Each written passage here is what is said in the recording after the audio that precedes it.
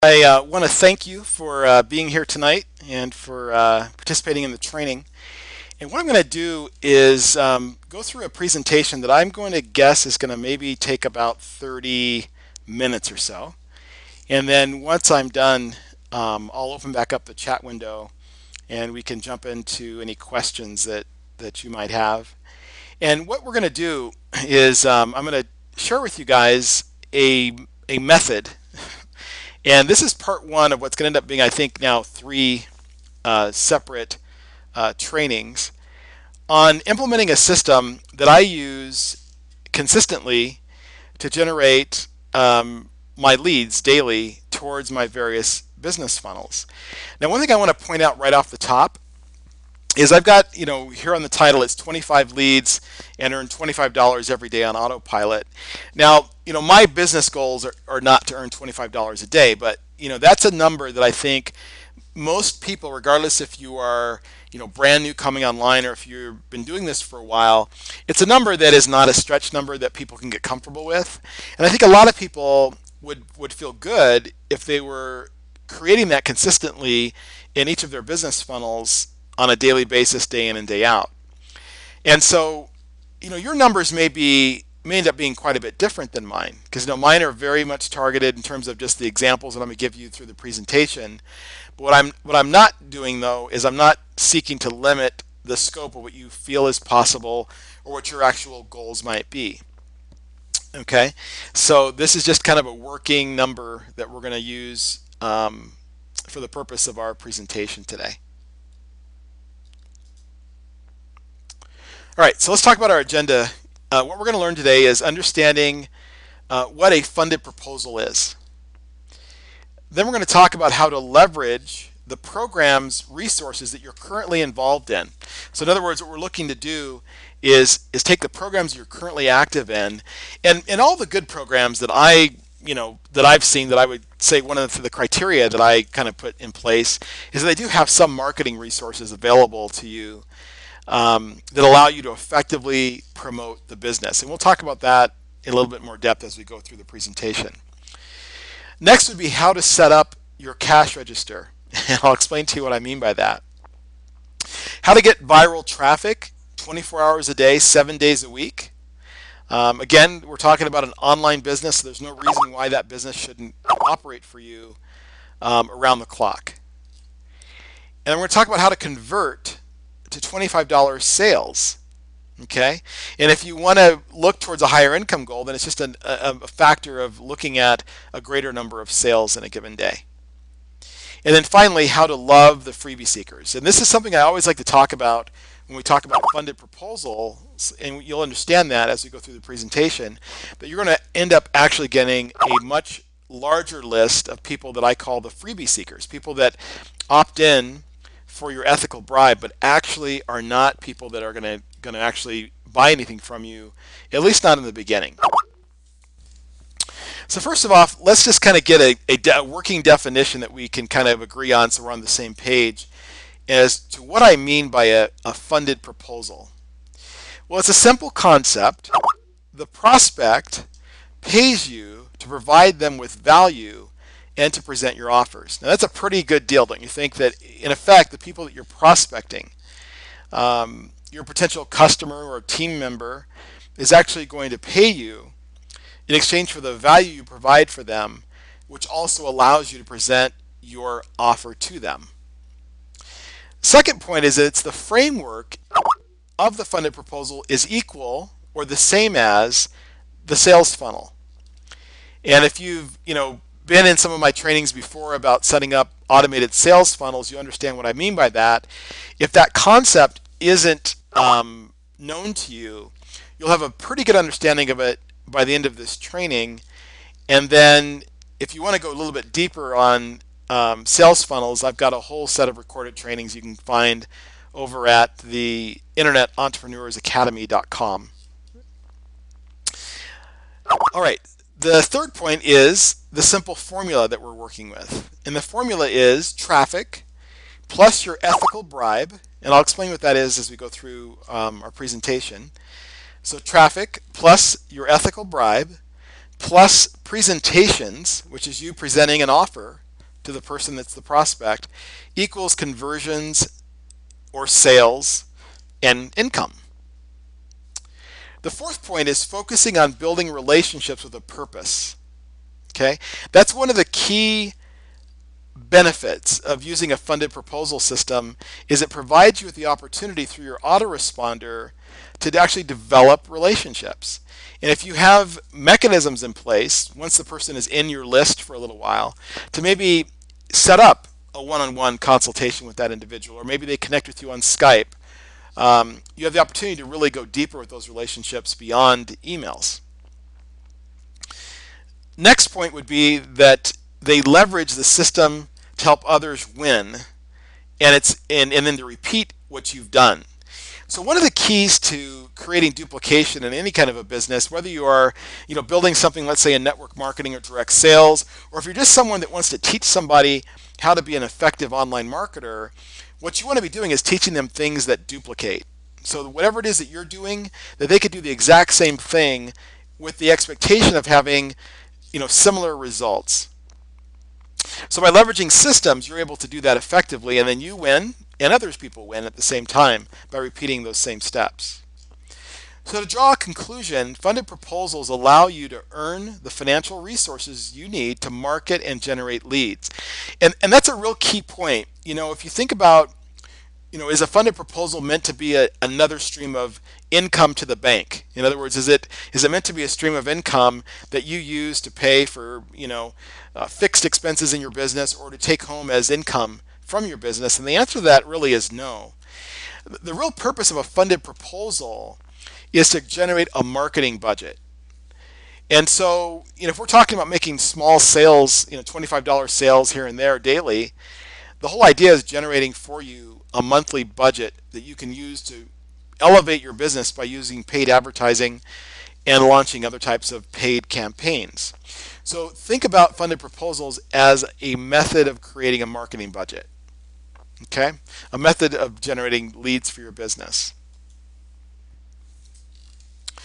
So let's talk about the first critical step, which is how to leverage your existing program's resources. So it doesn't matter what type of program that you're promoting, whether it's a network marketing opportunity, a direct sales opportunity.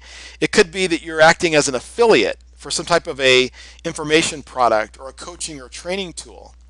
You could be an affiliate for a traffic exchange or a safe list that you use to promote your business. All of those businesses, more often than not, already have systems in place to help you market their business more effectively. Now, one thing that I definitely will agree with, that it's always best if you can create original marketing content. So if you're really good at and comfortable getting in front of the camera, if you want to make video squeeze pages, or if you want to create audio or your own sales letters or your own opt-in pages, it's always best if you can use your creativity to create those kinds of resources to promote your business. But by the same token, I'll say to you that it's not sometimes as duplicatable if you're wanting to teach that to other people, because you may be very comfortable in front of the camera, but the person you're trying to work with may be completely camera shy. And so you may demonstrate to them as a leader that the idea of creating your own videos is really an important step, but they may not be able to actually follow through and complete that step. So if the system you're currently promoting has in place resources for you to be able to market, it's equally as important for you to teach those systems to the people you're working with, because that's what's going to duplicate. If you're working in the environment of, let's say, network marketing specifically, then I would encourage you to really be committed to the system that the company is putting in place for you to promote, because that whole model, the network marketing model, is based on duplication. And if you're doing things that aren't duplicatable by other people, people will not be able to duplicate your success, your recruiting success, and your team building success, and they could end up being a little bit lost because they don't know how to get where you are, and they're not really being taught to use the system that the company has in place. So you want to be a little bit sensitive about the situation and environment you're in when you make your decisions about how you promote and what you teach other people to do. Now, This will help you avoid a couple of things, which is one is you're not reinventing the wheel. There's no real need to do that if the company's got, effective marketing resources and systems in place. Then just plug into the system. When it's appropriate, you want to add your unique twist. So if you have got the skills, as I said before, to do video, or you've got the skills to create custom landing pages or splash pages, then by all means, add your twist to it. But always be mindful that people you bring with you, people you're mentoring and coaching, may not have that skill set. And so you always want to take them back to the system so that they're able to find their way. And once they've gotten their skills and it's appropriate for them, they can add their twist to it. And that may be different than yours. But at least you're all working off the same foundation and the same basic set of resources. You want to take the time to properly set up your system. One of the greatest downfalls that I've seen people make, and you guys probably have had the same experience, is people that will join a program or sign up to an income opportunity, but they never set up the actual system that's in place for you to be able to earn, sometimes in multiple ways, from one program. So make sure you're setting up your profile. Make sure you're adding your PayPal or your merchant information so you can get paid your commissions. Make sure if there's a downline builder, you're taking the time to go in and set up the downline builder with all your affiliate IDs.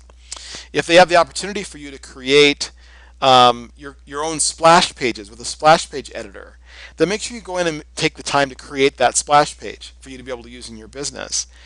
If there are resources in place that help you promote the program, then make sure you take the time to set up the system completely to allow you to take the most benefit from what it is that you've made a decision to do. You want to be really assertive, asking for swipe files. A lot of upline leaders and program owners have a resource of swipe emails and other swipe files, graphic images, audio resources, video resources, and you want to be really assertive about asking for those kinds of materials because they make your job a lot easier. I'll give you an example. Yesterday, I was able to get a swipe file code for Aweber to put follow-up messages in place behind one of the opt-in forms for one of my programs that I promote, and it was 99 messages.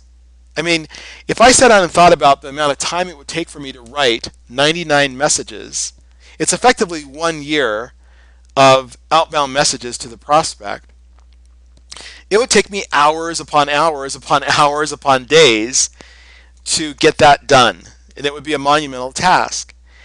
And in this case, because I was able to ask for and receive an Aweber campaign code, and they have those codes for GVO and for GetResponse, I was able to basically integrate the efforts of that upline person in those 99 emails, and all I had to do is change the global fields to my global fields. And the Aweber software went in and edited all of that person's contact information and his affiliate link and his name and replaced it with mine. And it took me literally like 3 minutes to set it up. And I've got a 99 message campaign all set and ready to go. So you want to be assertive about asking around for that. If the company doesn't offer it or they don't make it obvious that it's available, just ask somebody about it. If you're dealing with a traffic exchange or a safe list, send in a support ticket and ask the owner if he has such a thing. If you're dealing with an income opportunity, go to your upline. And if your upline doesn't have it, go up another level to his upline until you find a team leader that has taken the time to create those swipes and then get your hands on those. You always want to build a blog around your program. Okay, this is gold, you guys. For every major program that is a primary focus for me. Now, I'm not talking about every single affiliate program because as you guys know that know me, I can get paid from 25 to 30 different programs in any given month. And when I say that, let me qualify it. That could mean I get $10 from Traffic Exchange A. It could mean I get $500 from Empower Network. It could mean I get, $2,000 from my primary affiliate program. It could mean I get, $100 from Aweber. I'm saying it can come from all different places, and it can come in all different increments, at many, many different times of the month, which is why I like the multiple income streams model, because you've got people that pay you every month, you've got programs that pay you once a week, you've got programs that pay you daily, and you have what I call GPT, get paid today, programs that pay you instantly to your merchant account. And I like to spread my business around those multiple streams and those multiple types of income coming in. And so the ones that are my primary programs, the ones that I really are pointing to as the more significant part of my income, I build a blog specific to that program. And once we get done with the formal PowerPoint portion of this, if you guys are curious, I'll pull up a couple of those and show you a couple of those blogs and how I use them. But that is absolutely a piece of gold that I didn't learn that until I was a little ways into affiliate marketing. But once I started doing that, it's paid off in a very big way. So you want to incorporate that into your business model. Teach people to plug into the system. So as you bring people in, whether they're in a downline team or if they're someone that you're just mentoring, you want to teach them this whole idea of plugging into the system. Always push back to the system. It'll make your mentoring job a lot easier as well, because they are going back to a system that's been put in place and that's being maintained by someone other than you. So you're leveraging the efforts of the company, or you're leveraging the efforts of the upline leader when you do that. Then the final step in the process is simply to rinse and repeat. Okay? And all rinse and repeat means is you attract someone through your funnel, they go through your funded proposal system, they come into your primary program, you get them plugged into the system so they can duplicate your effort, you get them connected to the resources the program has to offer, you encourage them to set up their profile, fill out their downline builders, set up their custom splash pages if that's an option. If you're going to follow the blog model, you help them get their blog in place. And then you help them move on and repeat that process as they bring people into their business, as they're growing their business. And you simply go to the next new prospect. And so it's a constant process of attracting people, providing value, getting them in the program, getting them set up with their foundation, plugging them into the system, helping them get their tools in place and the knowledge of how to utilize them. And then it's kind of like the mother chick pushing the little bird out the nest. It's like time to go on and take their wings. And if you plug them into the system, they're going to have a certain level of independence from day one, because they know where to go for the answers. And it doesn't necessarily always have to be to you. Okay, so it helps you to be able to be more effective in your business day in and day out. All right, so this is the part that everyone likes, setting up the cash register. And how do you do that? Because if there's something worth doing and there's something worth creating value through, then I say it's something worth getting paid for. So the first critical step, and boy did we ever learn this over the last week or so, is to carefully select the programs you promote. And this is something that sometimes is not the easiest thing to do, because there are all kinds of factors at play when you're online. You've got kind of peer pressure. You see that all your friends are doing a certain program and you're not doing it, and you're wondering what is it that you're missing. Why do all these people that you know and respect see something in this program and you're the oddball on the outside not seeing the value in it? And it's that wears on you sometimes, and it could cause you to make a decision to get involved in something you may have decided not to. So if you create for yourself a set of standards, a set of guidelines that you're really crystal clear on, it's your criteria for what you're willing to promote, and you're true to that and you stick to that, then it won't matter what other people are doing, because you'll always be kind of focused on your set of critical values that you see that you need to have in place. Okay? Doesn't mean you won't make a mistake. Now, I've been doing this now, you guys, for, I don't know, going on 4 years now. I want to say that like August is my 4-year anniversary, and I think that's right, being online. And I said earlier that it's not unusual that I receive various levels of income from 25 to 30 different sources in any given month. Some are minuscule. Some will buy me, a nice Chipotle burrito or a grande latte at Starbucks, and others will actually pay my mortgage. It all depends on what it is we're talking about. But here's my point. To get to that many, places that you're receiving income from on a monthly basis, you've probably made some bad decisions in terms of programs you thought were good that turned out not to be good, things you thought would sell that don't sell. programs that had all the promise in the beginning when you saw them and they launched, that for whatever reason just didn't work out. Could be they're underfunded, poor management, no product acceptance, or maybe it turns out that their compensation plan wasn't exactly legal. And so there can always be these outside factors that influence the outcome to the decisions you make. And the best advice I can give you is just be really careful about what you select to promote. And if something blows up, that you move on from it quickly. That you accept the responsibility, make the apologizes as may be appropriate, the apologies, and then you move on and continue on with your business. But you want to do the homework up front, just to minimize the number of times you have that experience. Second thing is, you want to make a long-term commitment and build it to last. Someone said something. I was this morning listening to a training that someone was giving, and they said something I thought was so simple but so beautiful and brilliant. And they said that if you make a commitment that's long-term to build a program, and you build your business to last, and this can also mean if you're starting a business that's your own program, you set your sights on building it to last, and you make that long-term commitment, then if I were to catch up with you 2 or 3 years from now, you'd be somewhere along the path of that long-term commitment that you've made, and you probably 2 or 3 years from now would be at some significant level of advancement towards your goals in building that business. If you're the type of person that's looking for results in 30, 60, 90 days, and if it doesn't appear in that time frame, that you're quick to move on to something else, and I ran into you in that same 2 to 3 year period of time, the chances are you'd probably be in the process of starting something new, because that's the pattern. You're always in the process of starting something new and never really in that spot where you're actually building long-term and building to last. And I just thought that was really a great way of expressing it. And so yeah, make good decisions up front and then just really settle in for the long haul. You want to decide which traffic methods fit for you. Now, I've got friends that do all kinds of different things. I know people that do pay-per-click ads. It's never appealed to me. I don't think that it's because it's a bad way of advertising. He gets great results from his pay-per-click campaigns. It's always kind of tricky, understanding what Google really wants and being able to get the bids right and all of that. But what I'm saying is that it fits his personality and it works for him.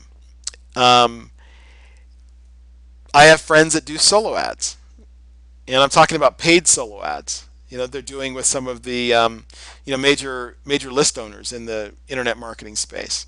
I know people that do e-sign advertising. I know people, of course, that do traffic exchanges like I do, and SafeList and viral mailers.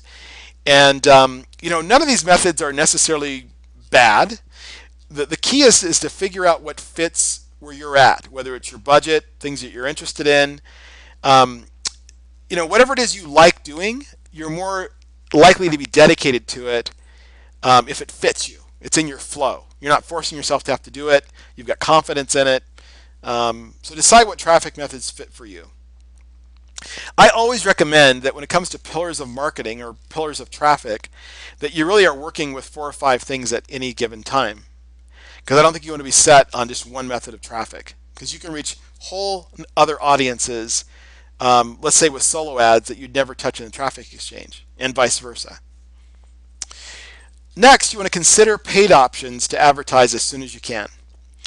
This was an area that I came really slow to because I wanted to do everything for free. And you can do it for free. And so, it was easy to basically accomplish that. But I found that when I started buying upgrades, sometimes modest, a traffic exchange upgrade is not that expensive, or paying for an occasional solo ad, I found my results came a lot quicker. You just had a broader reach, and there's something about the quality of what you get in terms of the eyeballs on your ads when you're really doing targeted paid advertising. And so I recommend you do that as soon as it's practical for you. The budget's there, you're in a position to do it, that I think it's appropriate. I also think you should set aggressive but realistic goals. One of the things I see a lot, I see it a lot in kind of the traffic exchange niche. I see it to some degree in direct sales oftentimes, is people set really low goals. and their results are kind of consistent with those goals because that's what they were shooting for, you know. So what I like to say is to set aggressive goals, you know, goals that scare you a little bit, but also are that are very realistic for you. You know, I was at a training this morning. It was a real estate training, and the guy was talking about asking people in the audience. This is for people that want to invest in real estate, is what the purpose of this thing was. And they were asking us to write down our income goal. So if we implement like strategies that we were learning, what was the income we would want to achieve from this activity? And you know, people are putting things down like, you know, $2,000 a month or $5,000 a month. And it's actually hard to make $2,000 a month doing anything at all being successful as a real estate person. Because most of the time your commissions are $10,000, you know, $15,000 oftentimes. So if you set your goal to $2,000 a month on average, it must mean you're not planning on doing very many deals a year. You know, maybe a couple of deals. And this group was a group of investors. We weren't there because we were going to go out and sell real estate for commissions. We were there because we were trying to learn strategies about buying real estate. And so if you're an investor, if you did a deal a month, you're certainly going to make more than $2,000. And so my point in sharing that is it's all about the perspective of what you have in terms of your goals. So be realistic, scare yourself a little bit, but definitely set the bar higher than what you're comfortable with. But it's got to be realistic for you. If you're making, you know, $25,000 a year, it's not realistic for you to say you want to make $1 million a month, right? Because that's just not even the realm of like mental possibility in terms of your beliefs. But you want to stretch yourself, okay? Next, you want to, again, implement the same formula. Traffic plus your ethical bribe plus making presentations and offers equals conversions, and conversions equals sales, and sales equals, you know, income, okay? So it's a very simple formula. You want to advertise relentlessly. Every day you should be advertising. In fact, it's the first thing you should do every day. Before you open your email, before you go to Facebook, before you know, work on making your sites look better, before you do anything else, every day you should be setting your advertising and marketing in motion. That should be your primary focus. And what I say is, in my personal opinion, is that you should review your advertising in 30-day increments. Look at results, 30 days, 60 days, 90 days out. Okay, I don't think it's very realistic to maybe advertise at a resource once or twice or for a couple of days and then try to judge the results from that. It's just not a big enough sample. So I find personally that 30 days, 60 days, 90 days is a great way to look at it. And if something just is not producing any kind of results, you know, after you've given it a good 60, 90-day run, then, you know, I think you can move on to something else. But, you know, give it enough time and enough exposures to be able to make the conversion numbers meaningful to you. So make sure you've got a big enough sample that you're drawing from. All right. Now, let's talk about 24/7 traffic, because that's the beauty of working online. If I was offline, okay, like I'm looking at doing with these real estate investments, that's offline. I mean, that's not going to work for me 24/7 necessarily, right? The internet provides you with this beautiful opportunity to be in front of people 24 hours a day, 7 days a week, across many time zones, and even potentially across many languages, if you choose to set your sites up that way. Now, you want to leverage advertising exchanges, and I believe in this and have from day one. You know, when I first started, you know, marketing online, it was through traffic exchanges. So traffic exchanges, viral mailer sites, safe list, text ad exchanges. Why do I put that at the top of the list? Well, it's very inexpensive to advertise through these types of resources. People are very attentive in the right sites. They're looking at the ads, and whether they're there to earn credits or they're there because they want to know what's going on in the marketplace, or whatever the reason is, they're surfing or opening up emails or looking at text ads. You do have someone that actually is not a passive type of viewer in a adequate enough percentage of the cases to make it effective. Now, there are people that definitely do things that are not having them attentive to your ads. You know, you're never going to get 100%, but I think by and large it's a very effective way to get people looking at targeted messages online.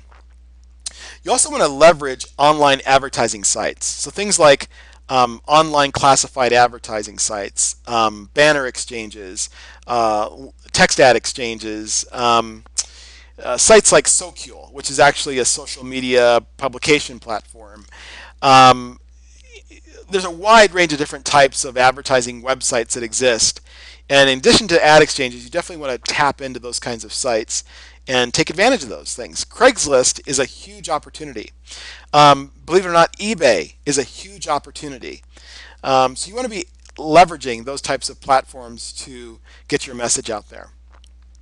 You also want to leverage blogging platforms. I'm not talking about just having a blog, but things like Empower Network has a blogging platform that will leverage your search engine results beyond what you might be able to do on your own.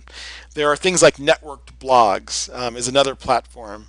And there are several others, or dozens of them out there, that allow you to create a blog that you get to leverage the benefit of the entire network of other users on those blogging platforms. So in addition to creating your own blog, which is your hub of your business, you also want to tap into the platform resources that are out there.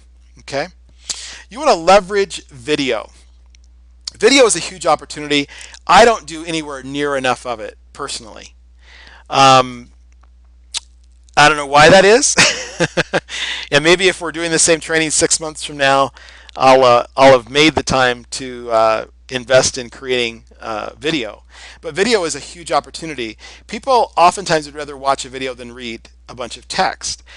Video does really well at indexing into the search engines. Video is great if you really exploit it through doing mass distribution. Okay, if you're able to get your video placed not only at YouTube and maybe on your blog, but also across 30 or 40 or 100 or 200 different video sharing sites, that video can go viral and it can just deliver traffic to you 24/7. And once you get the video out there, there's really nothing more that you have to do. Okay, just make it interesting and entertaining, and the rest of it will take care of itself. You also want to leverage article submission software programs and/or services. Okay, because here again, you could write an article one time. That article can be spun utilizing the software, and then it can be repurposed across many different quality article directories, and that can drive for you a lot of traffic, and certainly can meet the daily leads goal that we talked about. You want to do the same thing with press releases, leveraging press releases, and that's an area that most of us really fall down. I mean, if I say to you that I don't really utilize video as well as I should, I would say to you that most people don't use press releases at all, or if they do, they underutilize them. Anytime that something happens in your business that's worth telling one person, it's probably worth writing a press release about. And let me give you some examples. If you added a new feature to a website that you own, if you formed a new partnership with an individual to work with you in your business, if you have changed the graphics on your website, if you have brought on a new income stream to your business funnel, if you've done something worthy of human interest in your community, if you won a community award, if you're acknowledged for some volunteer service you provided, if you closed a big deal in your offline business, all these things are press worthy. And your responsibility is simply to write the press release and get it distributed to the press release agencies or the sites that allow you to do the sharing. And then what you're doing is making the job of the editor a lot easier, because there's always filler that's required in any newspaper, a lot of blog sites. You'll find people are looking for the easy way to get content. And repurposing or publishing press releases is a great way to accomplish that. So don't underutilize that. And it's an area that not a lot of people spend any time with. So there's a little bit of a blue ocean there. You're not going to find a lot of competition for press releases to talk about your business. You will find a lot of competition to talk about videos. I mean, that's an area that's a lot more utilized than press releases are utilized. All right, so let's talk about how you do the conversions, right? So you've set up your funded proposal. You're driving traffic to it using 5 or 6 different pillars of marketing.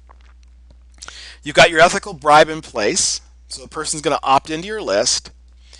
Now, how do you get them to actually pull out their credit card and convert? And that is the secret to make this whole thing work. What I have found personally after trying $7 offers, $47 offers, $27 offers, $17 offers is that a number somewhere around $25 has been for me to be kind of the sweet spot. I do tend to put some faith into that whole thing about the number ending with a 7. So this could be $27 if you wanted to. Okay, I'm using just the number 25 for the purpose of our training. So what you want to do is build that funded proposal or go out and use an existing funded proposal system that has that sweet spot around $25. And there are many of them. I mean, I'll give you guys recommendations off video of, maybe 3 or 4 different funded proposals that are just plug and play, and you'll find that the upgrade level in all of them is like $25. It's just kind of the number. The goal is a program that pays you back equal to your monthly enrollment with 1 sale each month. Now, what do I mean by that? Well, a lot of these funded proposal systems do have a monthly, fee that you're charged to be a member of that funded proposal system. And I don't like the whole idea for this example, 3 and it's free. I mean, 3 and it's free works really well. It's a perfect way to get rid of auto ships in income programs you might be involved in. It's a great way to eliminate a service fee from something like, say, an 800 number service. If you refer 3 friends that pay each month, then your account basically is free. I think 3 and it's free works really well for those kinds of programs. When it comes to things like a funded proposal, I want to make my break even at 1 sale. I want 1 person that joins and pays their monthly subscription to pay a $25 commission back to me so that I'm whole, I'm equal. And that's what I shoot for when I set up these types of funded proposal systems. You also want to market until you know your conversion ratio. It goes back to what I said before. You're not going to know your numbers until you've created a big enough sample through marketing to understand how many impressions it takes, how many opt-ins it takes in order to convert to the sale.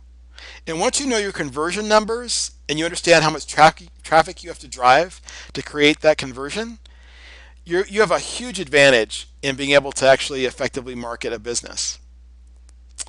You also want to own the 1 sale per day goal. Now, I said in the beginning 25 leads and $25 a day. And I also said that if your number is a bigger number, then plug it in, whatever that number is, as a goal. But whatever that is, you want to shoot for 1 sale per day. It's a modest goal, right? But just try to be consistent in every single day, 30 days out of every month, that you're making at least 1 sale per day. You always want to lead with valuable information and pre-sell your offers. You want to make sure that you're doing I'll give you another example because this always makes it really tangible, right? When I can give you like a real world example. I had a friend call me today. The guy's in network marketing. He's a real, he's like a top income earner. This guy was the master distributor for a company that he was previously with. Okay, he's not the master of the current company he's with, but his previous company he was the master. I mean, everyone was under him. Okay, but he's not an internet marketer. He doesn't know much about internet marketing. And someone had approached him with a really cool product that dealt with hair loss. And he said, people have been trying this product and it's been incredibly effective at, restoring your hair, your natural ability to grow hair. And he said, I just want you to give me some ideas on how I could market this online. Because it's not a downline program, it's not network marketing, it's not direct sales, it's simply a product distribution question. I have a company that manufactures this product that's looking to get it into the hands of consumers. So I said, one of the things that you can do online is to create a special report. Get the medical team that's part of this company's, operations, the inventor of the product, get them to help you to collaborate to write an ebook or a special report. It could be 7 pages, 10 pages, whatever it is, it is. And then simply create a simple video squeeze page and offer that special report or that ebook out in order to convert the person to opt into your list. And then from the list, you're going to sell the person, the product itself. That is leading with valuable information. That's pre-selling the offer. Because what you're going to do in that special report is you're going to help people understand why people lose their hair. Why, what are the elements or what's the body chemistry that has to be in place in order for a person to be able to grow hair? And then you're going to be able to tell them why this product accomplishes that essential requirement. Therefore, it works. And so you're pre-selling what you're going to offer them, but you're also educating them, which is giving them the valuable information that I'm talking about. So lead with valuable information and pre-sell the offer. Okay? And then finally, you want to ask for the sale aggressively. Hey, it's only $25. So if a person is going to turn away from what you're offering inside of that funded proposal because it's $25, that's okay. Treat it as a sorting and sifting process. Someone comes into the funnel, they're a freebie seeker, you're going to sort and sift by making the offer to them, and it's $25. And the ones that say $25 is too much, they've just made it easier for you to be able to focus on the people that are going to be open to paying $25. And so don't take it as negative when someone says no when you make the offer to them.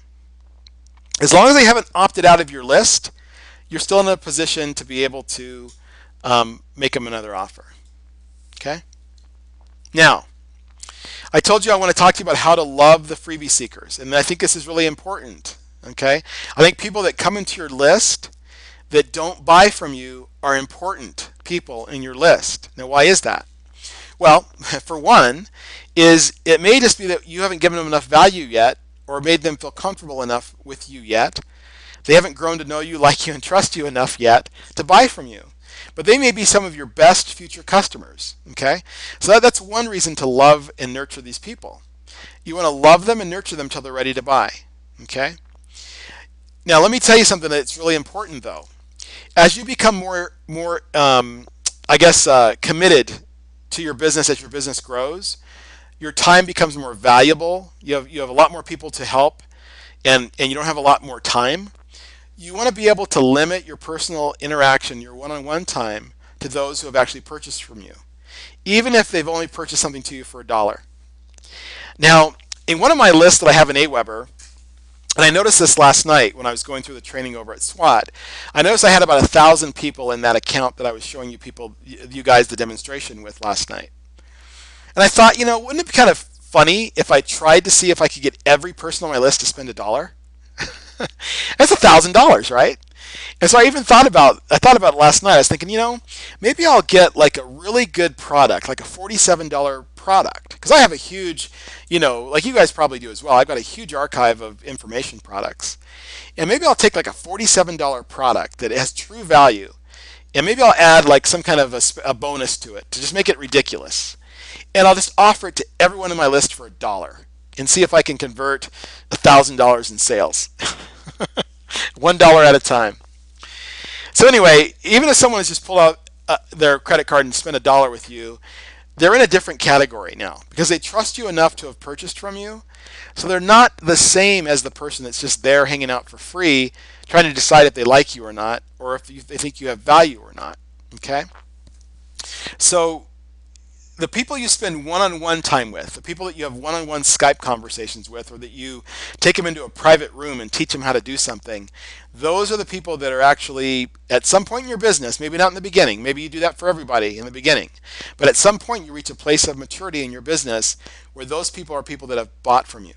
Okay? They're paying you for your time, or they're buying from you, and you're earning your income as an affiliate or as a program owner, or however you're doing it. The people that are in your list that are free, you bring them to things that are more group oriented. Okay? Like last night, I did that whole Aweber presentation really for one person, right? Luana that was there. But the group got the benefit of that one-on-one interaction. Okay? It's a similar kind of an idea. You want to provide one-to-many opportunities. So in this example, we're here in this web conference room and I'm speaking one time, but it's to many people, right? So there's a leveraging point there, one to many. I'm recording this presentation, which will end up then being placed on my blog and also in the back office at Net Learning Academy.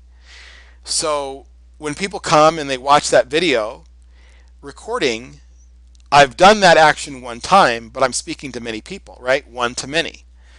So I've done the presentation, I've recorded it one time, and over time there'll be a dozen or maybe even hundreds in some cases of people that will listen to your content after you've presented it one time, one to many. It's a critical leveraging concept for you to be able to grow your business beyond what you can do working one-on-one.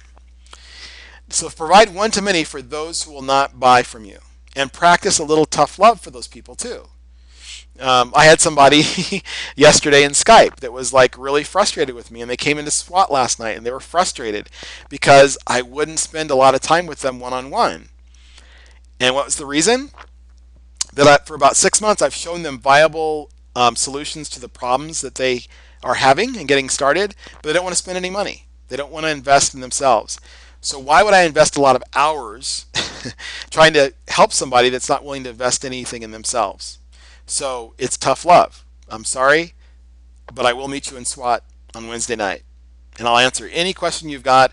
I'll stay for 2 hours if necessary, but I won't do it in a one-on-one environment. And that's just a place you have to come to in your business as you grow. You want to provide as much value as possible without one-to-one interaction. Okay? I'm all for providing value. And listen, my fundamental belief is this, that as entrepreneurs, we are entitled to be paid based on two basic premises, in my view. And everything else I think is a derivative of these two things. Number one is the problems you solve for people. If you are not solving problems for people, they may not perceive the value in actually paying you for what you have to offer. And I've also found the bigger the problem you solve, the more that you tend to be paid. It's just the way it works. So solve big problems, you have big paydays. Solve little teeny tiny problems, and you're going to have a more modest income. It's just the way it works. That's number one, so problem solved. The second tenet, okay, that qualifies you to be paid as an entrepreneur is the value you add to people, right? So you have to add enough value so the person feels that it's worthy of payment. And the more value you provide, the more that someone's going to be willing to pay you. Okay? So if you think about it, you might be willing to pay $200 or $300 or $400 for an iPhone because you perceive the value of an iPhone to be all these great things. You have access to the web. You can check your email. You're able to take great pictures. You can shoot video. They're cool. I mean, there's a lot of reasons that you put value into an iPhone and you're willing to pay, $300 or $400 or $500 to get that.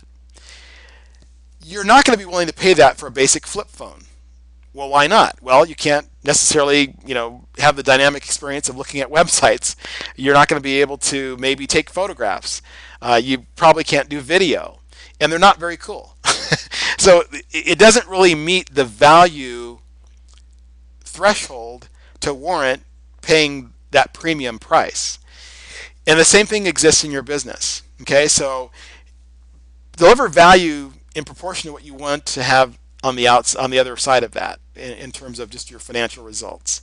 Okay, and you also want to provide free resources inside of every offer you make. Now, why is that? You want to love the freebie seekers. Like I said before, those could be your best future customers at some point in time. So from time to time, provide them with free resources that provide value for them inside of the offers that you have for them. So even if they say no to you for the 10th or 20th time, you're still going to reward them for sticking in your list, for not opting out, by giving them the occasional free premium. Okay? And you want to do that on a consistent basis. And that's how you love the freebie seekers. Okay? So it's a very, kind of straightforward method to be able to achieve the goal that we set at the beginning, which is how to create 25 leads, and from each of those funded proposals earn at least $25 every day on autopilot. Now, what I'm going to cover in part 2 is going to be some examples of funded proposal systems that I've used and continue to use to create the results. Okay, so it's a good thing to know what is and maybe even getting an understanding of kind of a little bit of the how-tos, which we did a little bit of tonight. Where it really becomes interesting is when you can see actual examples of how it actually works. And we'll do that in the next training. So I'm going to stop the recording now, and then what I want to do is I want to jump into Q&A and see if there's any questions you guys have.